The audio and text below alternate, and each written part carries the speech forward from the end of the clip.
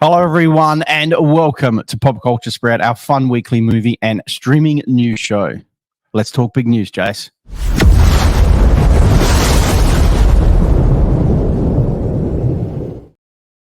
Well, you can't any bigger than this news.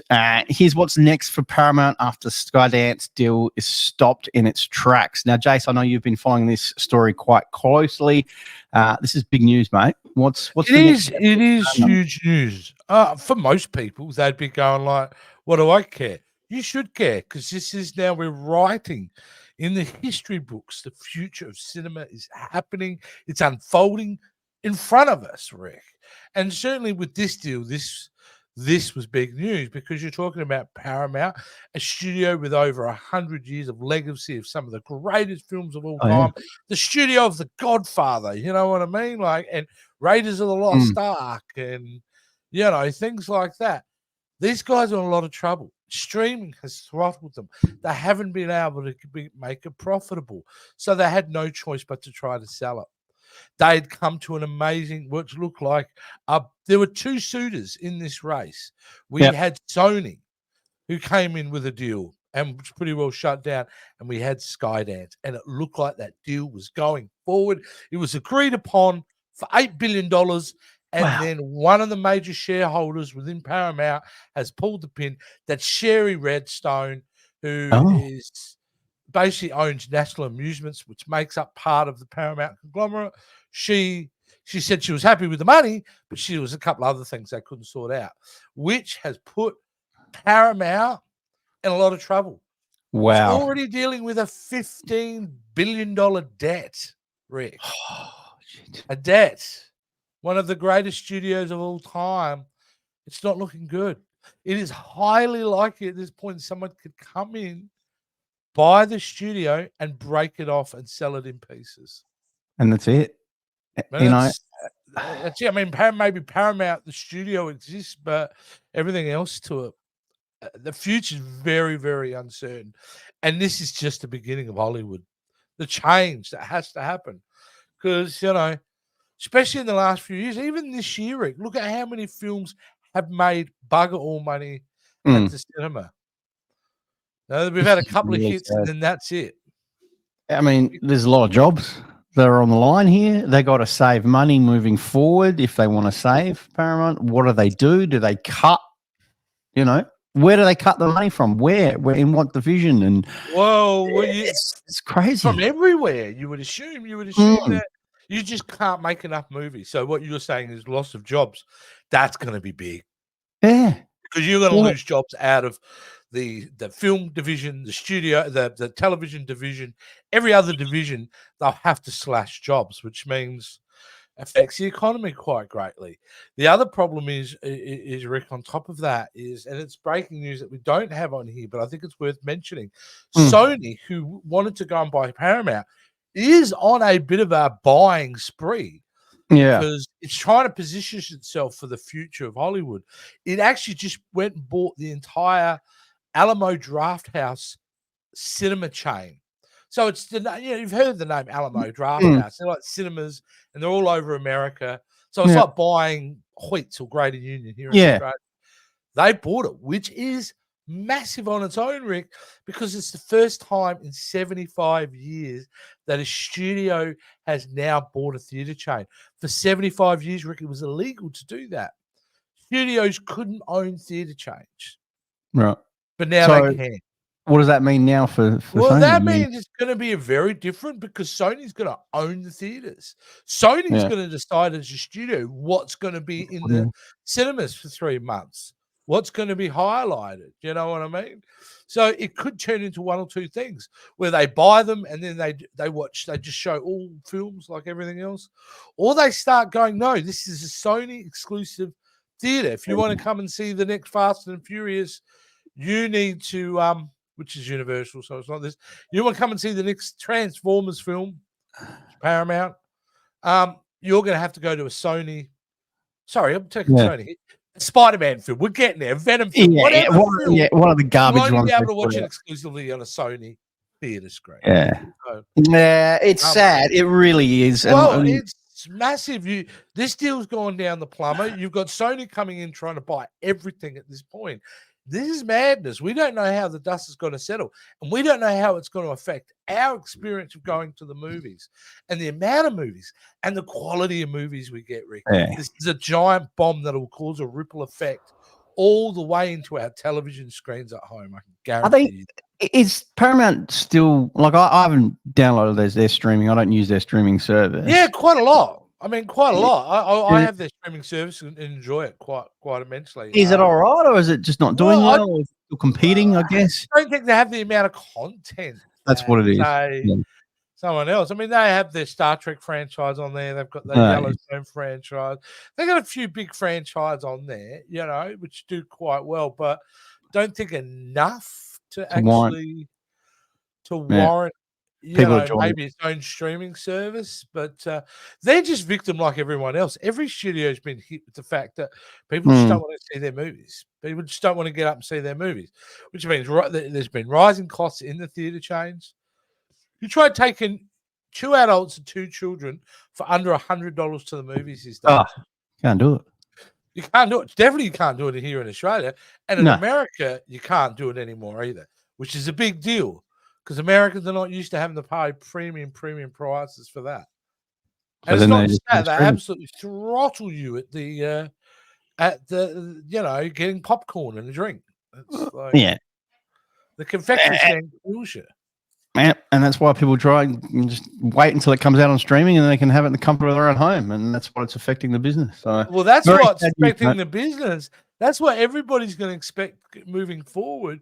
But with fallout of what's happening right now at the highest levels, what does that look like in our television screens? Because it's going to change. So the thing that we're just used to at the moment and can get access to may not be the case moving forward. Sad news, but I'm sure we'll follow it when more news breaks on that story. All right, Jace, let's get into what's in other news.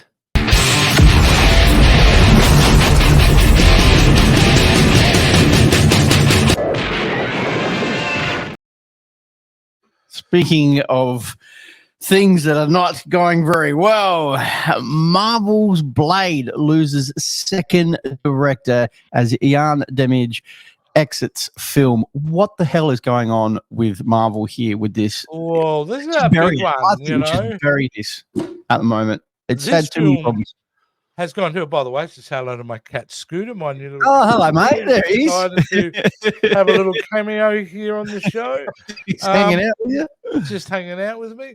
Now, this film, as we know, Rick, has not only lost the second director, but it's lost a bunch of writers as well. They're in a lot of trouble with this film. I'm predicting now that you've lost that, like either Kevin Feige and the executive team are not happy with it, or Ali himself is not happy with it. The actor, I don't know, but I don't actually think this film is going to happen. No. I think it's going to get cancelled. I think if you didn't have a strong idea how to deal with this storyline in the first place, which they clearly didn't when they hired the actor, then you're in trouble. There needed to be a strong vision about this from the get-go, and they haven't gotten it. And there's 2 directors down now have gone. Like, this film is a lot of trouble. And honestly, I don't hear the audience clamoring for the film. Clearly, I don't hear it. Clearly, can't they see there's clearly an issue wherever that issue is? I don't think Marvel should move forward with this movie. Like you said, this has been 5 years or something since they've announced they were going to do this, and then it's been having so many issues and troubles with this. I just think just bury it. That's it. Let's move on. Move on. Everyone can accept that times have changed. It's time to move on. Correct. If fans get shitty about it, well then so be it. But I don't think they are going to. I think just can it and that's it. Move on. So you better move on. My cat here's attacking my feet now, just to so it's spanner in the works of today's show. There you go. Let's move on. Let's move on, mate. Yeah. Speaking of moving on, mate, let's get into the next story. This is a bit of a sad one, but like all good things, Jace, they all come to an end. The Boys is coming to a bloody end with season 5 at Amazon.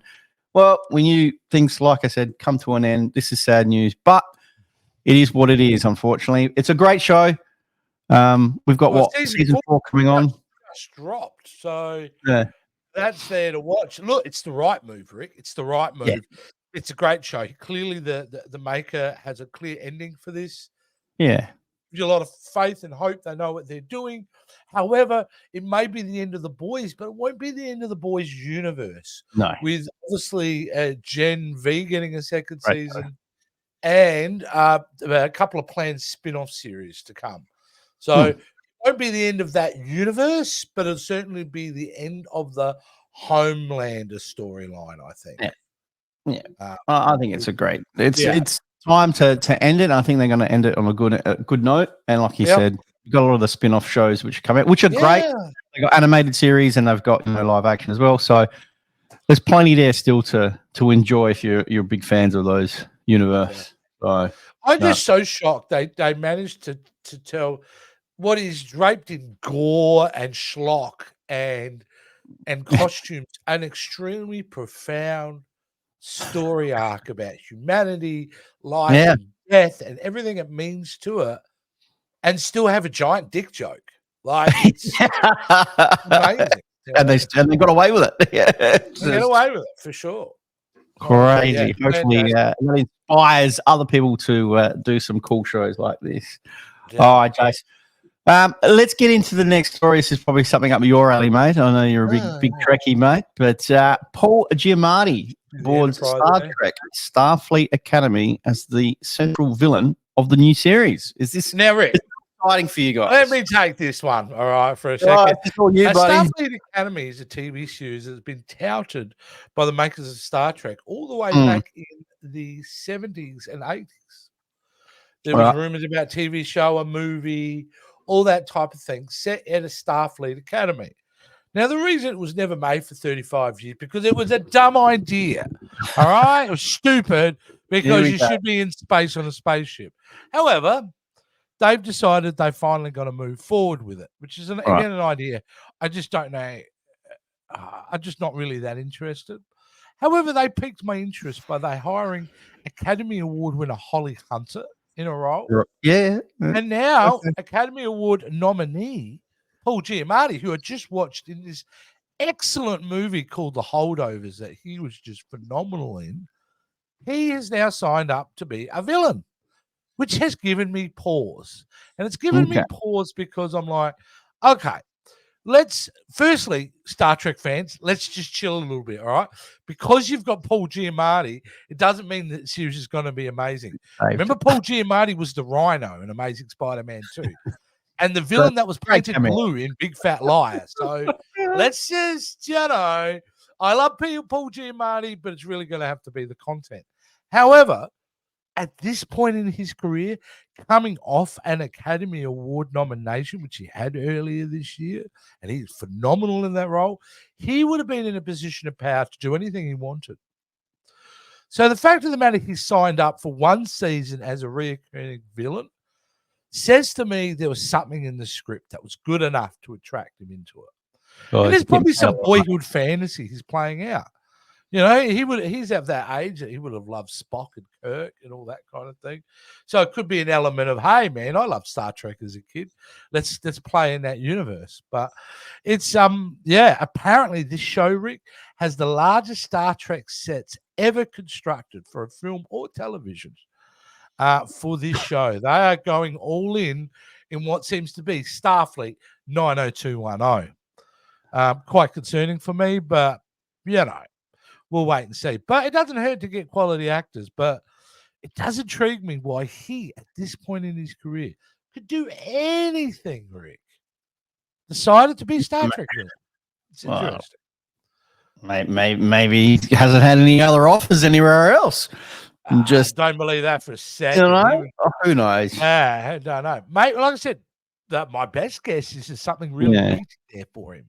There's something that he's gone, ooh, this sounds cool.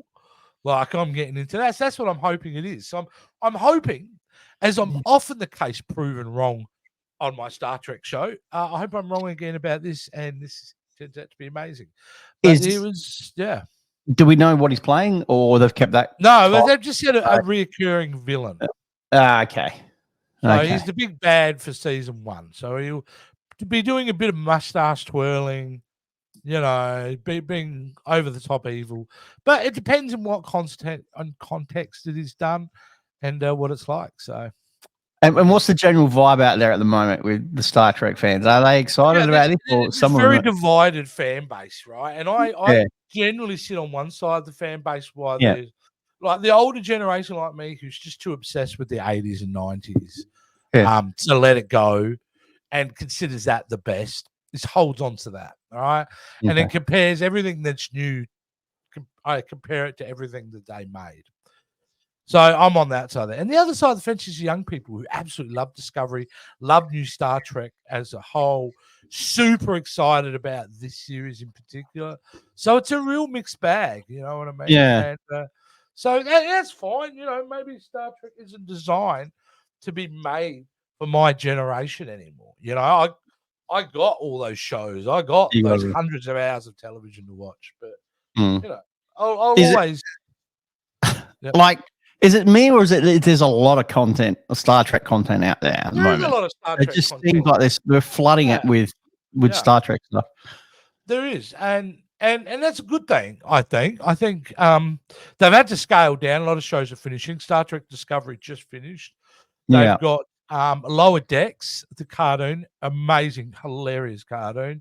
That's Yeah. coming to an end. We had Prodigy, which comes out in a couple of weeks. That's at an end. So Okay. really, we're only going to have 2 shows moving forward. So Strange Okay. New Worlds and Starfleet Academy. So, yeah, it's very kind of weird time in Star Trek, but I love it. Thanks again. Shout out Star Trek Long Island last week. It was awesome to be there. You've probably seen all the stuff on my social media. I got to interview the Neelix himself, Ethan Phillips. That was wonderful. Got to hang out with him. Got to hang out with the Vulcan lady from Discovery season 5. Ursula Bryant and I spent some time together. So I was at a Star Trek convention, Rick. It was a lot of fun. Awesome. Nerding out. Awesome. Long and prosperous. Sounds good. All right.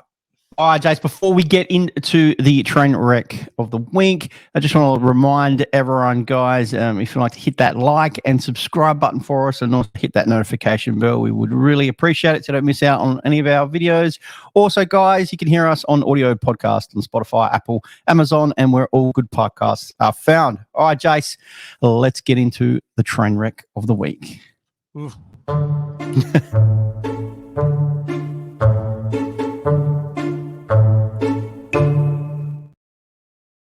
Jace. Holy moly. Mate. Oh, The Crow. You knew they were remaking The Crow. It's been Yes. talked about for years, right? For years. Wasn't Jason Momoa going to be The Crow at one point? Terrible. There was all that. And they finally made The Crow, right? This remake with a fantastic actor. The guy that played, Skarsgård. Skarsgård, who played Pennywise. You know, great actor. Well, Bill. early reports are it ain't good. In fact, the original, the comic book series creator, and one of the screenwriters attached to it have come out and said that the Crow, formerly attached screenwriter, describes it new film as horrible, unwatchable. Apparently, this new Crow movie is a disaster.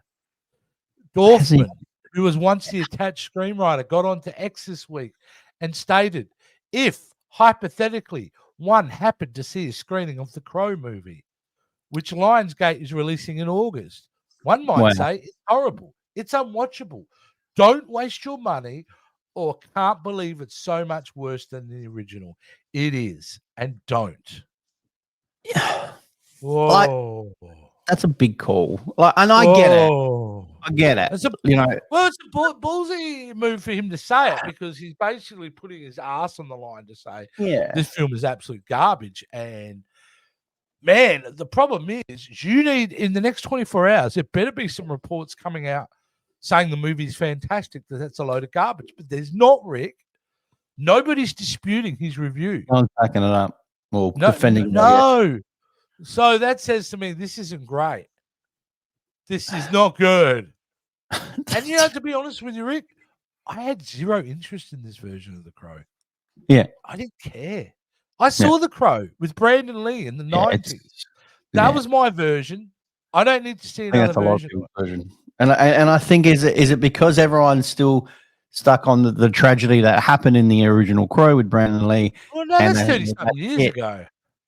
Well, correct. So this is the new, I guess, introduction to maybe a newer audience that haven't experienced the original like us. I don't know. I didn't mind the trailer. I thought the trailer was good. It had some dark bits to it, and for what it was. But this is kind of sad that it's going to end out this way. If it's not going to go, it's not going to go. And power of social media, my friend, can destroy your movie.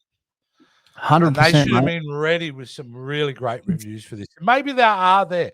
Maybe they're playing the long game and they're waiting to start pumping out some really good reviews to it.